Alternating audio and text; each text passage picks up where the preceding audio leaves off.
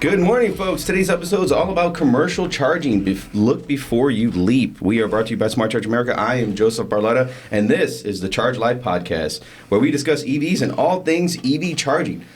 Glad you had a chance to pull over and park with us today, so let's get plugged in.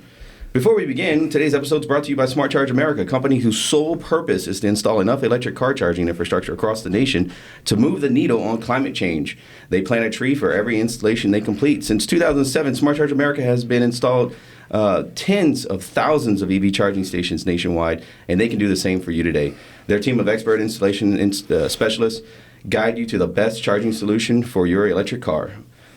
Whether for your home, business, fleet, or even service needs, Smart Charge America is in your corner. Trust me when I tell you these guys know everything about your EV charging station, and on top of that, they're master certified electricians. So why not let the industry experts do what they do best, helping you get charged faster. Sometimes there's nothing more valuable than a charging station that simply works. Safe, smart, dependable, fast, and affordable services are at your fingertips with Smart Charge America. After all, if you can't charge, you can't drive. Visit smartchargeamerica.com today and sign up. Tell them you're a fan of the podcast and receive 10% off your installation services. All right, so today's goal and lesson is to talk about all things commercial charging. Before we get started, I have our senior sales manager, Mr. Ross Griffin. He is our commercial sales manager. He is in charge of all things EV charging for our commercial sector. Ross, glad to have you here, bud. Thanks for having me, man, awesome, Joseph. Man. Awesome. So basically tell us, tell our audience a little bit about maybe some of your history, how long you've been with Smart Charge America, and what your hopes are now and into the future. Well, I'll be here almost 4 years in November. I started as just a sales rep that just working in the Austin, San Antonio markets, and just kicking it and just looking to rock and roll, just make this the greatest place ever. And green energy is in my backbone. So just really love to be here, and thanks for having me. Awesome, brother. Awesome. Glad to have you here, man. I think we're all better for it. So before that, we're going to go ahead and dive into the episode now, and we are talking about commercial charging. Look before you leap. It's kind of a small little acronym that we have here in the office. LEAP. LEAP stands for Limitations, Expectations, Accessibility, and Protection. And so, given that, we're going to go into our first lesson for today, which is LEAP for the L.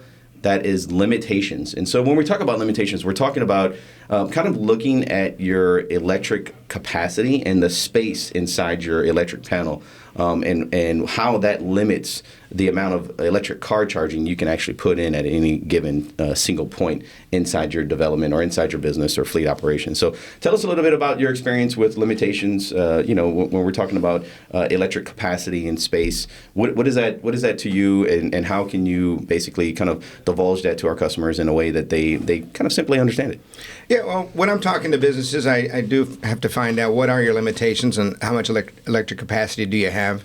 How much panel space do you have? Is there room to actually add breakers for electric car chargers?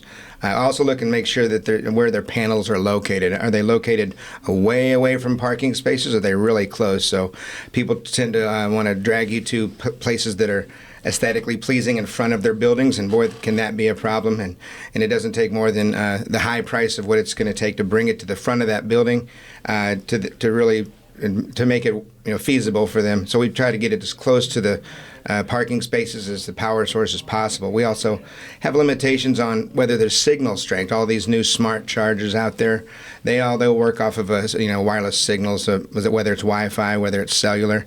Some even work off of Bluetooth. But you got to measure the signal strength whenever you're looking at installing electric car chargers.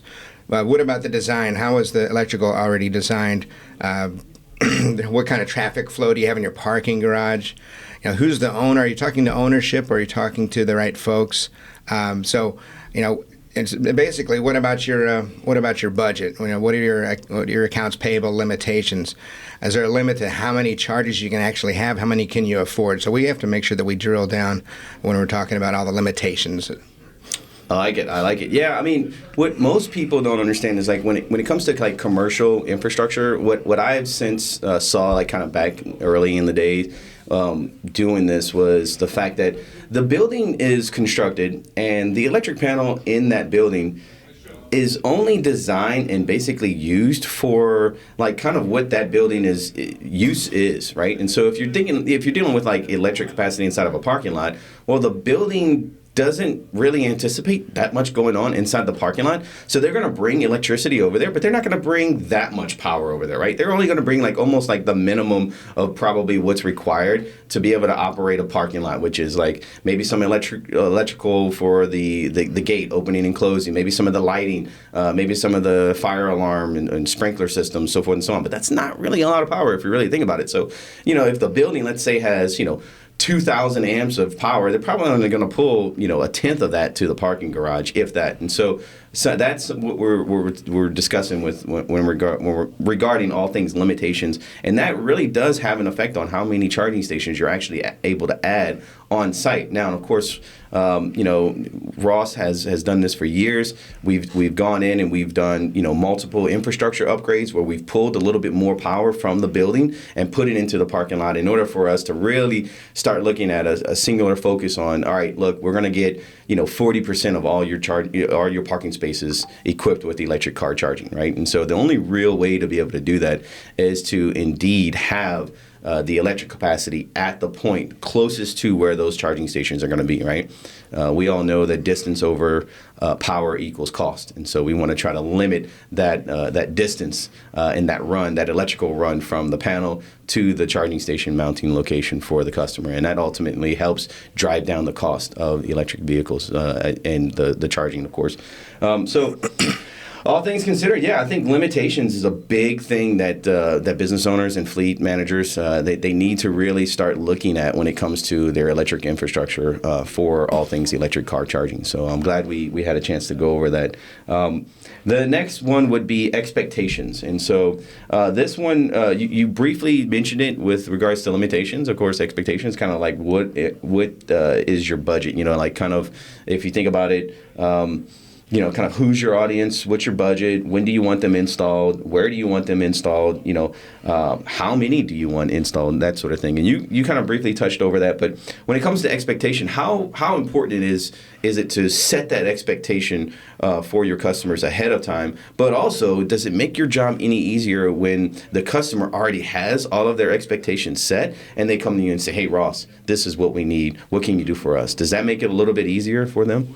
It does sometimes. A lot of times people have large expectations, and I have to bring them down. And unfortunately, it's a little challenging because a lot of times they do have a vision of putting 5-10 chargers in a garage, and like you said, garages weren't constructed to have EV chargers, and they don't have the electrical infrastructure in these garages. So we go in there and we can put in maybe one, maybe two dual port chargers tops, and they just, a lot of times they have to be educated on the reason why that is at this point. And then, of course, the cost is going to go up if you have to add electrical infrastructure as opposed to using it's existing in the garage. So the other expectation is, what is your budget? Everybody may be looking to have EV chargers, and it's a great idea, and we all want to turn to an all EV society. But if your budget doesn't warrant it, then it's best to start slow, maybe 1 or 2 chargers, get it, just grow and see what your adoption rate is, how many people have EVs, how many are going to buy them because you have chargers. We actually poll folks quite often and ask them, if you had an EV charger in your parking garage or at your workplace, would you actually buy an EV? And that can really help determine how many of these chargers that you really need to get up front. Another expectation is, where do you want them installed? I briefly talked on this. They're not necessarily aesthetically pleasing at the front of your office. It's great advertising, but in reality, your EV drivers find these chargers with a smartphone app. They go, okay, where are the chargers? Okay, there's one at this building. I see it. It's not necessarily advertising at the front of your building, and that just it typically makes it really costly to go. The power is typically at the back of your building, so you're going to run it all the way over the top of the building and all the way down and trench across and cut lots of concrete and pour it back, and then you have to make sure that the colors match when you pour back the concrete, the asphalt. So a lot of things to think about on what your expectations are. Again, how many do you want installed? why are you looking for chargers in the first place? But we all know that the reason that a lot of people get chargers is free advertising, and say like for a multifamily, let's say there's people that will not move to a multifamily apartment or condo, or I even live. If there's not chargers available, they won't move there. They won't even look at your property if there's not EV chargers. There's kind of like a pool. If there's no pool, I'm not moving there.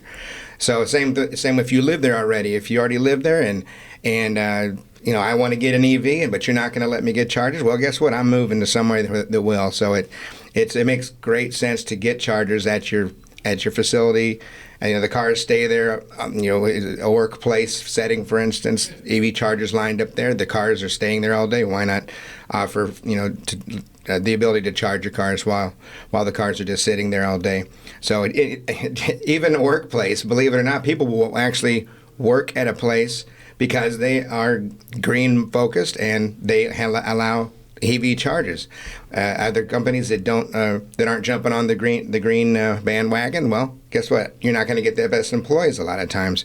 So that's just some of the expectations that some of the customers have that I've witnessed. I like it. So employee retention, business owners want to retain those employees. Turnover is costly. We want to keep good talent in the door when we have it, right? We also want to attract new talent. Of course, today's marketplace is extremely tight. And so when it comes to talent, you want to be able to market yourself that you have the best of the best, and you are kind of following all things sustainable and green. So, and then again, attracting customers. Like you said, I mean, if you have it there, you're going to be able to attract your customers, whether it's retail, hospitality, multifamily, it doesn't matter. Grocery store, we've seen it, right? You put charging station in, they will come. You build it, they will come. And so the question is whether or not you're able to actually build it with enough scalability and future growth in mind, which we help you kind of throughout that design and build process too. So awesome. That will take care of all things expectations. I appreciate you giving that to our audience. I think from kind of seeing firsthand, like, okay, what are my limitations and what are my expectations? I think if they kind of really have that in mind, and then they were, let's say, before A and P, if they just have those two in mind, I think those are kind of some of the more valuable, aspects to consider before you actually dive into this, right? Because it is a lot of back and forth. There's a lot of consulting. There's a lot of design. There's a lot of thought process that goes into putting these charging stations in. So that's great. So limitations and expectations are done. Third is accessibility, and so.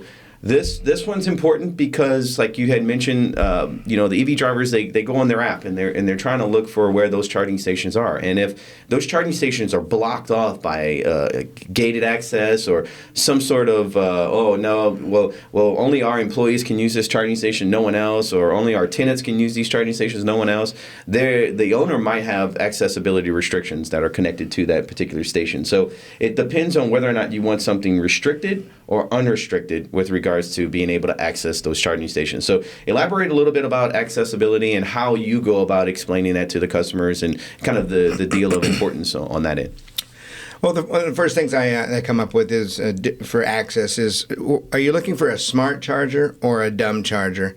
And the difference is that basically, if you need if you want to allow anybody off the street to just use an extension cord in a plug coming out of your workplace, then that's fine. That's the cheapest way out, and you can say, hey, I've got an EV charger. But in reality, smart chargers are really the way to go, mainly because you can control who can use the chargers and who can't.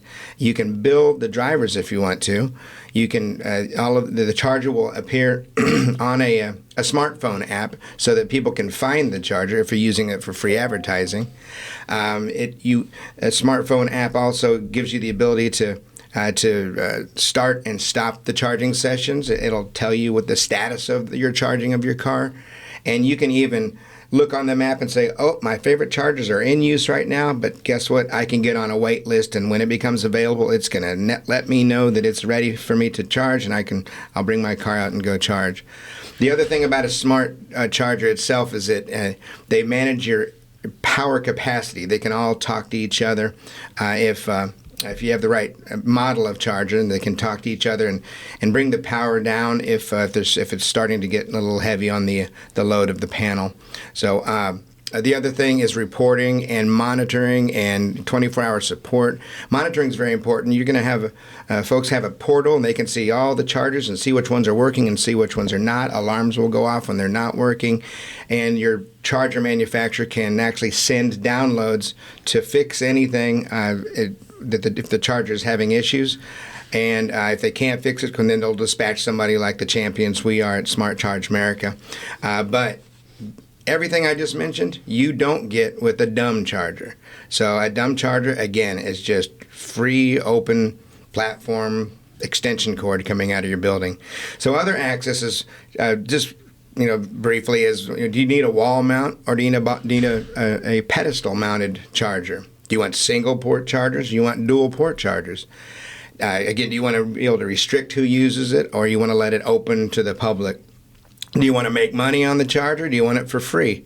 Do you want to use a credit card? Do you want to use an app to pay for it? Do you want to bill people by the kilowatt? Do you want to bill people by an hourly fee? Hourly. So there's a lot to talk about when it depends on when it comes to access.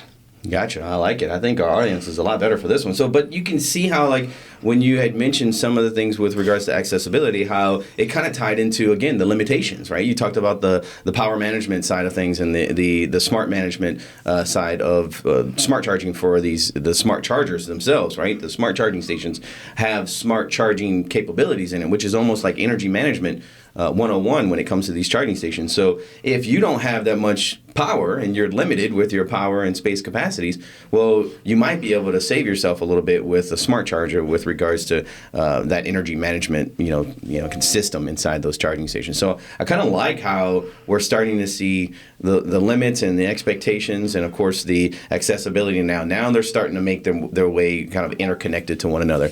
But one of the things that we tend to forget when it comes to the design of our complete setup is asset protection, right? And this one's near and dear to my heart, to all of Smart Charge America, because I think when it comes to installing these charging stations, I think owners and fleet owners and operators and business, they're all like, hey, we got to get on board. Let's get these charging stations in the ground. Let's go.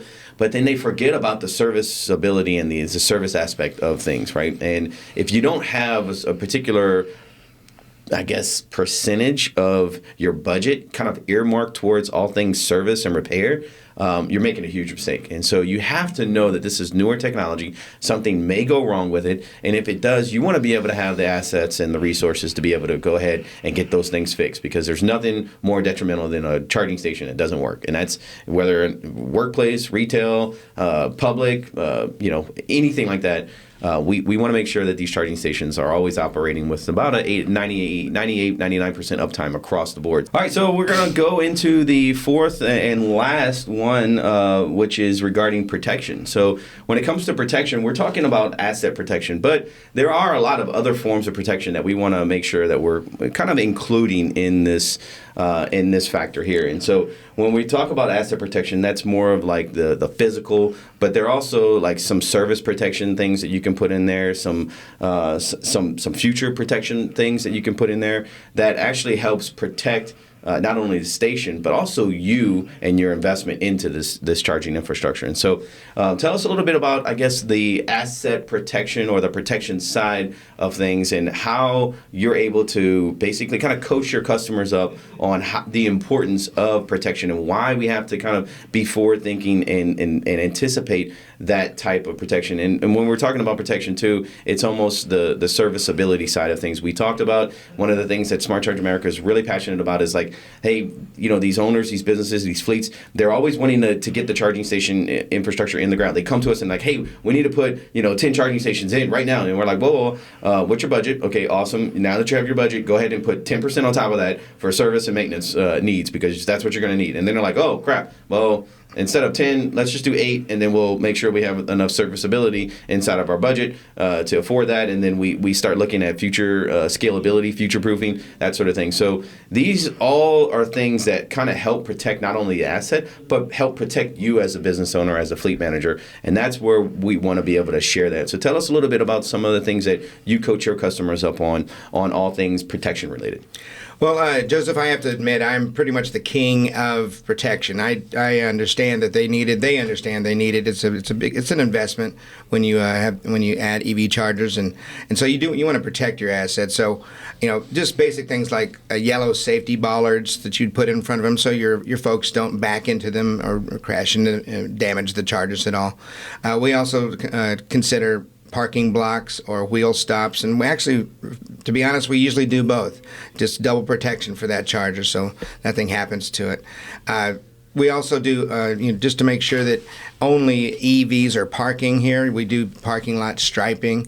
So that's a question I ask customers. Do you prefer us to stripe, or that basically says EV charging only in this spot, or do you like signage on a pole with concrete anchored that basically it also says EV charging only? Sometimes we do both, so it's just a matter of how much you want to protect and how much you want to keep the gas vehicles out of there, the ICE vehicles, the internal combustion engines. And when one of those is parked in an EV charging only parking space, we call that icing. So, all right, cool. I'm going to get some dessert now. Now.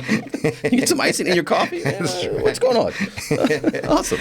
So one of the other aspects we ask business customers is the service. What kind of service do you want? The chargers typically come with maybe just a 1-year parts only type of warranty. You can get extended warranty for some of them, 1, 2, 3, up to 5 years typically of extended warranty. Or if you want to do preventative maintenance, we also offer preventative maintenance as well. What kind of policies are you going to set up for the chargers themselves? There's if you want to really protect them, then you're going to want to tell your tenants exactly some of the policies that you want to put in place for the chargers, and then you want to future growth. It's a great idea to do it up front. EVs are the future. There's no doubt. We have to. The world is changing, and there is global warming, and a lot of it is because of fossil fuel burning out there. So EVs are really the future. So you want to make sure that you can grow with your EV growth at your business. So you want to when you're thinking about installing chargers, do you want to just add what you want right now, or do you want to make it? Do you want to oversize things, future-proof it, so that you can add chargers very easily later? So it's typically a good idea to oversize, so you don't have to dig up, the parking lot again, more than once. So that's pretty much the protection there. Awesome. So there you go, folks. You have limits, expectations, accessibility, and protection. These are the 4 things that you want to hopefully consider before reaching out to an electrical contractor or a company like Smart Charge America, who can help you get all things EV charging set up at your commercial spot, whether it's business, hospitality, multifamily. It doesn't matter. Whatever commercial thing or business you have, we actually have the expertise to go in there and help you with all things EV charging related. So we couldn't be more proud of our commercial team. Ross, I want to thank you so much for coming on board. And for many of our listeners, we want to thank you, our listeners and our audience, for your time. I think we're all better for it. I think we've learned a lot. Ross, you've done a really good job on teaching us a little bit more that it's not just, hey, let's get commercial charging. It's like, whoa, hey, maybe we should look before we leave here. Right? And think about these things before we actually take that dive in. Because if you don't, when you talk to us, we're gonna punch you in the face with all these, and then you're gonna be like, hey man, this stuff is way too complicated. I don't want to deal. I just want charging stations. Like, no, dude, you gotta think about all this stuff. And this is just the surface. We just scratched really just the surface of what it is that you have to really start thinking about when you're putting that commercial infrastructure in the ground. So guys, if you like this, let us know if we earned it. Go ahead and click thumbs up icon below. Like, comment, or subscribe if you can. We love to hear what our audience members have questions, how we can go about answering those questions, and just let us know if you think we've earned it. So again, we want to thank you for charging with us today. Keep in mind, you can always find us at smartchargeamerica.com, and remember folks, if you can't charge, you can't drive. We'll see you soon.